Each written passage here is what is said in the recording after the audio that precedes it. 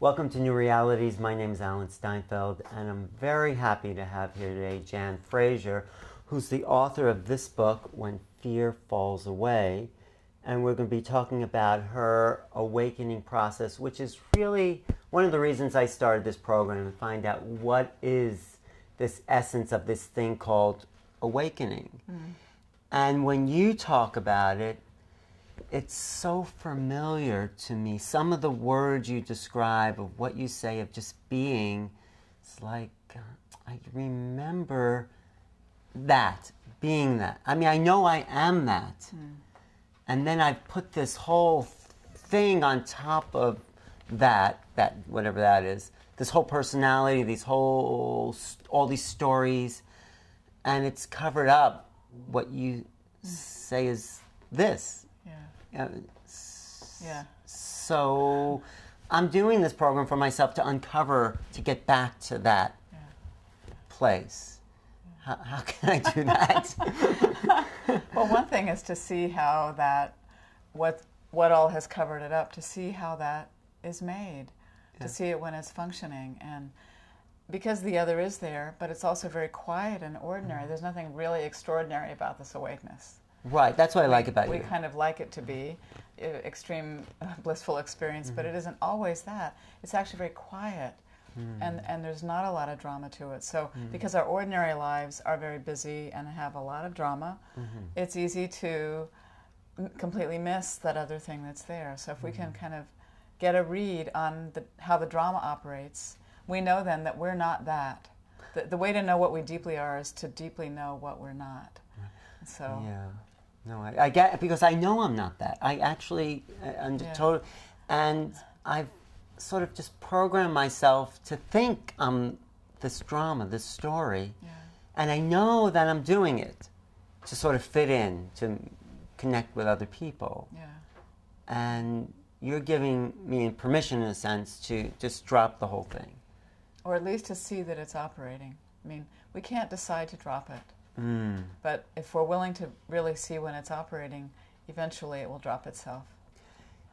Yeah, well, and this is like the whole search for enlightenment, and it's like something happened to you, and it's this awakening. But so many teachers I talk to say they don't like to use the E word, the enlightened. They don't like to say they have an enlightened experience, because then it's like they think it's their ego, and you don't have a problem with that. Well, I mean, because we have to talk about it in some way, you know, language is handy in some way. But it isn't that a person gets enlightened, it's that a person discovers what has always been their nature. So, you know. I know what you're saying, and I know it's my nature. I know. Well, your mind knows. My mind knows, but I also feel totally connected with what's happened over here to you. But something did happen that you have changed everything about how you are in the world. You don't have to say, you could go through the story, but how are you different now in this awakened state than you were before? I mean, what's different inside? The significant thing is there's a disconnect between how I am inside and what's going on in my life. Before, I thought they were fused, and that the causal relationship between what was going on in my life and how I was inside was something that I had no control over, no say. So now, the way that I am inside is consistent regardless of what's going on. That's the experiential difference. I see. I'm getting that, because I'm still like reacting to the dramas of the outside and pulling it inside, and then thinking I'm that somehow. So if you were to help me like wake up in this moment, what would you suggest? Bring all your awareness to whatever this moment apparently holds. The physical, the literal, the fact that we're having this conversation, the fact that you're sitting and you're physical and you're breathing and nodding your head and people are listening. I mean, to bring the awareness fully to the moment is to be awake. I mean, which is why it's very much less complicated than we want it to be. So I'm awake now, right? Yes, I pinch myself to see if I'm awake. Yeah. No, but I get that. Okay, here. And then the next moment comes, and do it again. And you can't plan for it. And because you do it one moment doesn't mean that the next moment is going to be all set. Right. It's the whole thing of when the moment is gone, really let it be gone. Don't hold on. Oh, I was just a line 2 seconds ago. Yeah. No. Okay. And even labeling it, even naming it, it's, right. We're no longer really it at that moment. So if I'm right here, right now, with you, that's awake. If that's where your attention is. I still have this, like it's like a sound in the back, like a radio playing in the background. It's like, no, this is, it's like I can be here, we are here, But I get this, like, thing going on that I just want to say, be quiet. Can't you see I'm trying to be present? So some of the attention is somewhere else. Yeah. It's a question of all of the attention. The momentum of the mind and who we think of ourselves as being is ferocious. Yes. So that's what you're seeing and hearing, that it wants to say, come on, Alan, let's keep this whole thing going. So right. It doesn't want to. We can't expect the ego to want to die. It's the ego. We shouldn't be surprised. It's the ego, and it's the mind. I don't. Yeah, maybe it's the ego. People have called it that. I just feel it's like this droning. Like, sometimes I go to sleep to the radio. and you wake up and it's been playing while you slept. Exactly. And it's still playing. I just want to. So, yeah, okay. So you're saying it's the ego, it's the mind, and. Call it whatever. Does it ever. Is yours shut off? It doesn't run on its own. So you're quiet inside? Yeah, unless I try to think about something. Right. Yeah. So that was the disconnect from you. You found the switch, sort of. Well, the switch found itself. I really didn't do anything, which is why when people say they don't want to talk about the E word, yes. I don't have any sense of having brought it about myself at all. So the thing is, if you notice the droning, and it's a wonderful word for it, it's like yeah. the Muzak in the elevator. Right. The only thing to do in that moment, your attention is there, you're discovering that the droning is there, just bring your attention to it. When you do that, that larger being that you are fundamentally has just shown up, or you've just become aware of it. Because when it's watching you, notice the droning. The one who's noticing the droning isn't of that constructed self. That's all you can do in that moment. We want a bigger project. Yeah. We want to get rid of it long term, but that's not what awakeness is. So you're saying, okay, so I'm present, and I'm present with that thing also. Yeah. Oh. Yeah. That makes it easier. Yeah. It's all we can do, but it's doable. It's always doable. So I can include that, and as I'm talking and including that and being present, actually that thing gets a little quieter. Oh, yeah. Yeah. You're not resisting it. Ah. That's the whole key. Oh. There's nothing about the present moment that should or can be excluded from attention.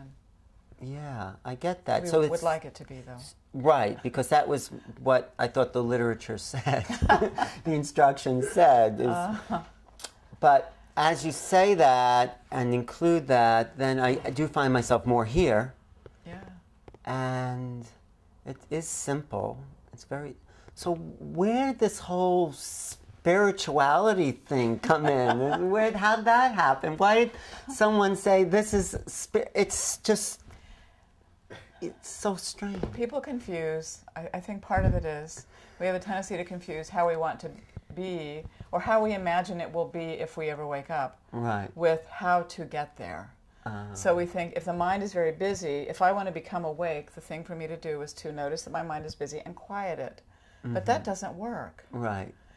So I think the things about spirituality, the ideas that we have that the mind will be quiet and will be at peace and we won't be reactive and all that, those things are all true, but those are the outcome, not the ways to get there.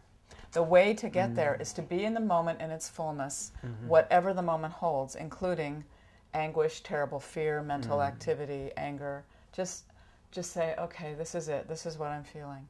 This is what's in the moment. Don't resist anything ever.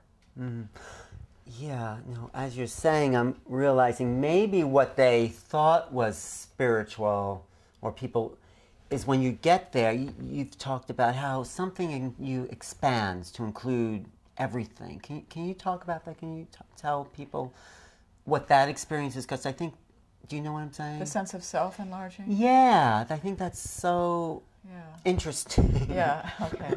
When you get to the moment. The sense that I have, the sense this, whatever it is that the boundaries between who I seem to be, in this physical, formal way, the boundaries between that and everything else out in the world, including objects, people, animals, sky, clouds, the boundaries are not experienced anymore.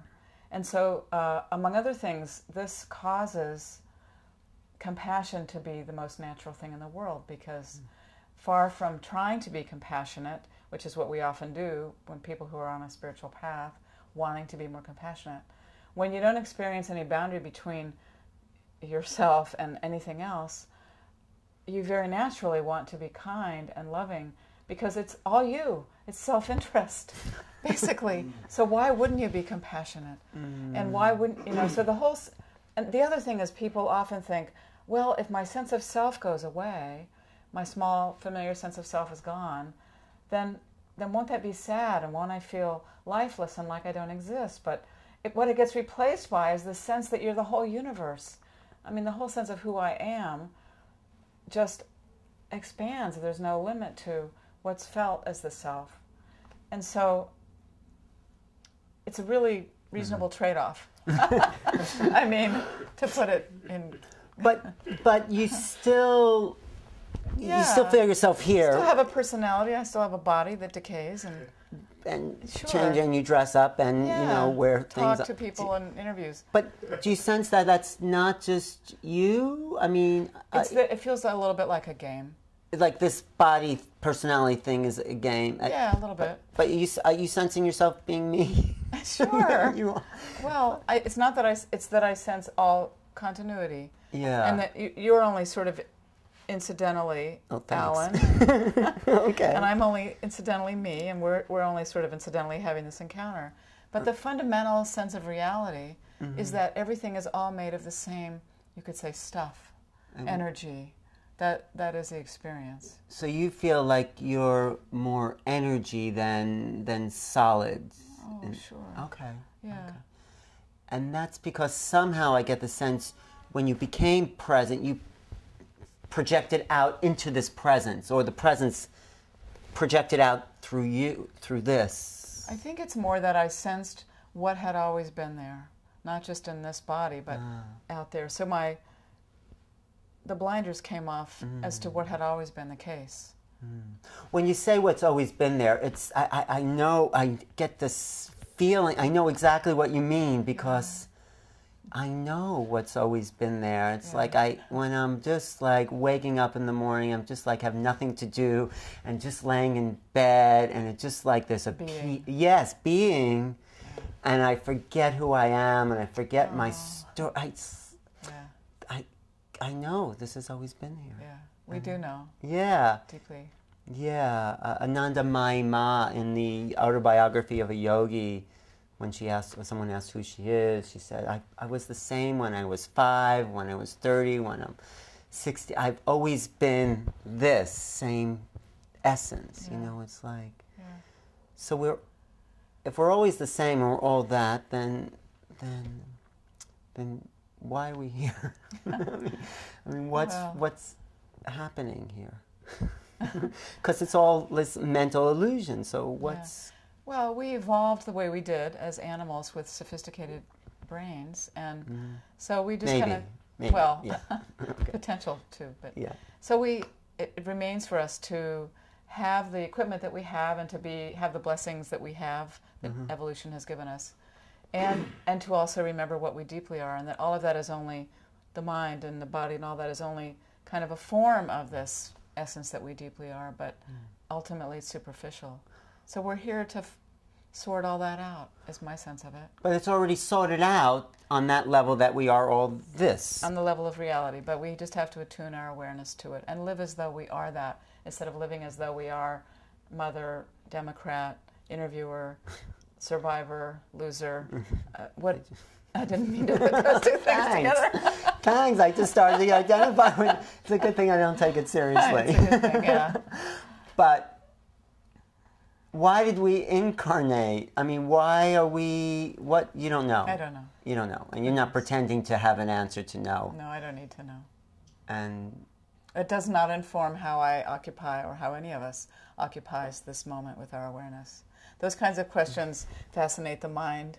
But if in any moment in which a person is really present, the whole question of why, or what's going to happen later, or what will happen after death, or was I born into this life to do such as, it just all dissolves. Into presence. Yeah, into attention, being, that sensation that you have when you first wake up. Yeah, I love that sensation. Sure. I can walk around all day with that. Yes, you can. And not identify. You can buy groceries that way. And that's what you do. Yeah. And you just sometimes remember you're being called this name, or people say Jan, and it's like, you say, oh yeah, that's me, that's...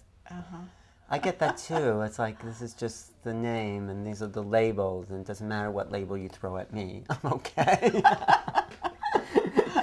But we get so caught up with this mental identification. Why? Why do we do that? Well, everything in the world supports our doing it. Yeah. Our parents supported it, the schools, the media, the advertising. I mean, other people. We know who we are, we think, by seeing how we're reflected in other people's eyes. So there's nothing in our normal training that teaches us look more deeply into who you fundamentally are. I mean, we don't, whoever hears that in school or in church even, or...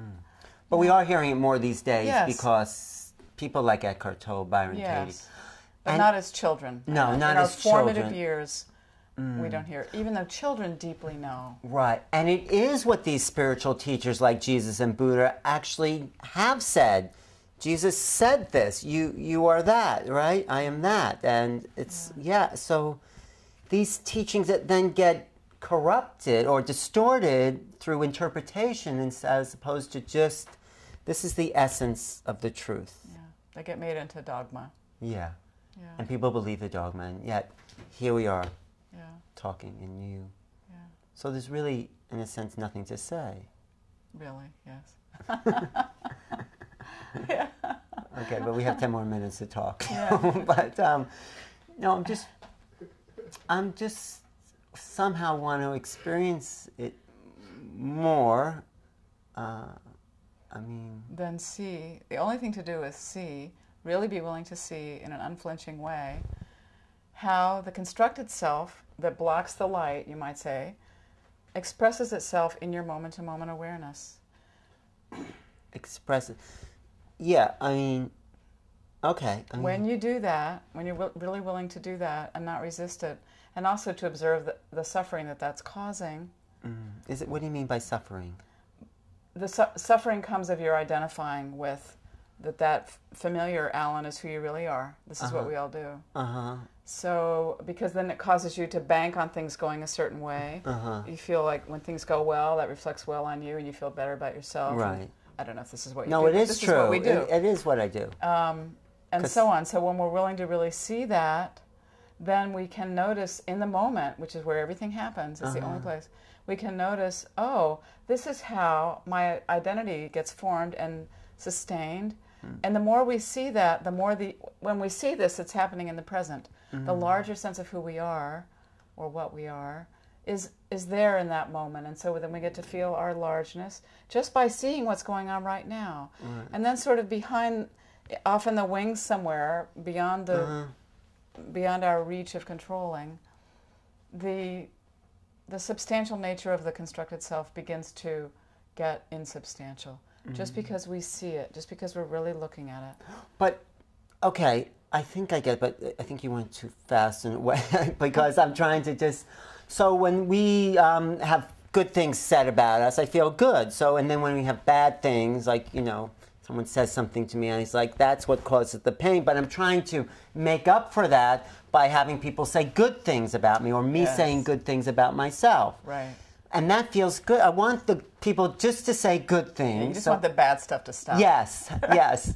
And isn't that okay? I want to feel good. I don't want to feel bad. It's a normal human response, but it's important to see that it's only taking place on the level of the familiar self. Yeah, but it feels good for people to say good things and feels bad. So I don't want to suffer, but I want to feel good. Yes. So how do I get... So you're saying let go of even wanting to feel good. Yes, except you can't really let go of it, but what you can do is see how good it feels when it happens. When you let go of feeling good, you can see it feels better? No, when somebody compliments you or you know you've done a really good job and you feel this, just notice, say, oh, look how that's making me feel. And that's all. And don't, okay. Nothing more. And if somebody says something negative, and look how bad that makes me feel. Yeah, look how susceptible I am. Yeah. Take the attention off of the thing the person said. Yes. And put it into here, into how this is making me feel. Right. Oh, look at that, and just see it. That's all. But okay. So when I see it, and so I see it and feel bad. Yeah. That's not making me feel any better.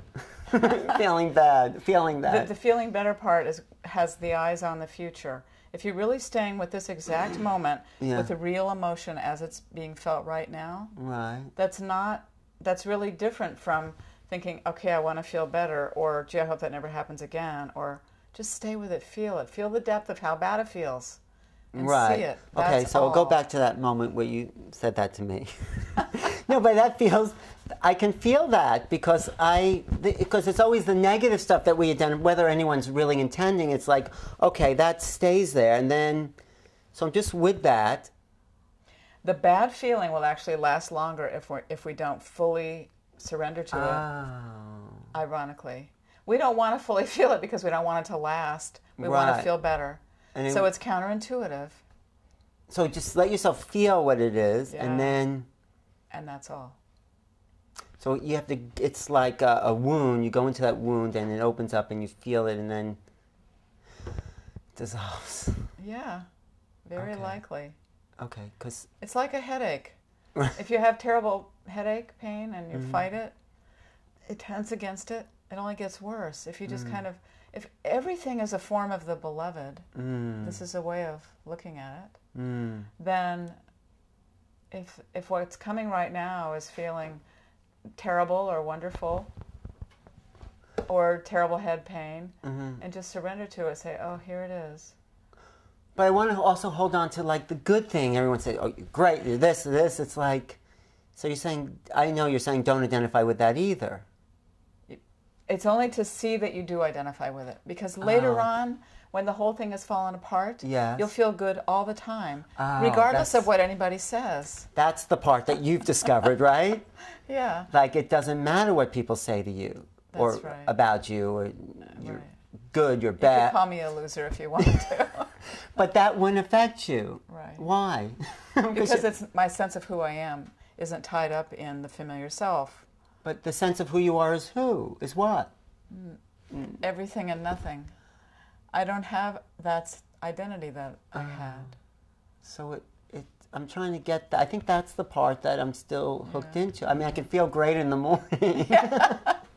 But throughout the day, as the, strings and arrows of outrageous fortune hit you, it's like, so I say that part again. I'm almost getting it.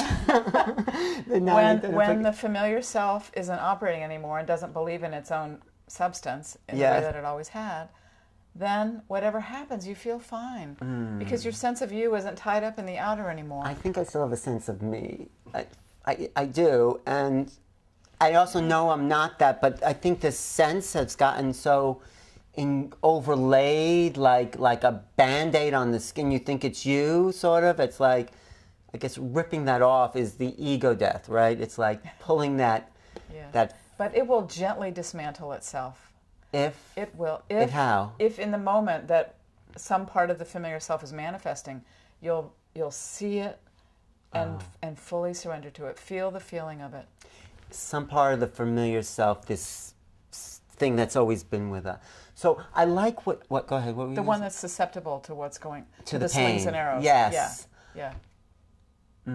So I like what you said, though. This has always been there. This essential you has always been. Even you didn't realize it was there before you woke up, but you realized it was always there after you.